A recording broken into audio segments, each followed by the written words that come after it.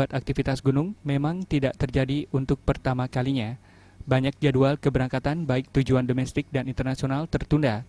Penumpang pun memilih bertahan di bandara. Akibatnya bandara dipadati calon-calon penumpang yang batal berangkat. Untuk mengantisipasi hal-hal yang tidak diinginkan seperti tindak kriminal yang mungkin menimpa calon penumpang di bandara, Kapolsek Bandara Ngurah Rai Kompol Oprasari menyatakan, pihak kepolisian mengerahkan semua personel polisi kecuali yang sedang tidak berdinas untuk terlibat dalam pengamanan bandara.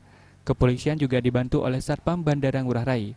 Personel kepolisian disiagakan di setiap titik keramaian di sudut bandara.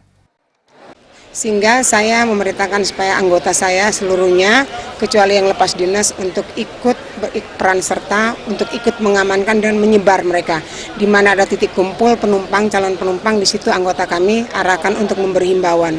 Jadi kita memberi warning kepada mereka untuk mewaspadai barang bawaan, karena kita tidak pernah tahu siapa yang ada di sebelah kita, kepentingannya apa. Karena tidak menutup kemungkinan ada oknum-oknum yang tidak bertanggung jawab monitor situasi bandara, jadi dia datang dalam saat ini menyamar seperti calon penumpang. Jadi dari kemarin 7:30 malam tidak ada sampai sekarang, dan kita berharap dengan keberadaan kita di tengah-tengah calon penumpang yang tertunda keberangkatannya, kita berkolaborasi dengan rekan-rekan dari security, jadi kita tetap meningkatkan kewaspadaan, pengamatan kepada setiap orang yang kira-kira punya tujuan.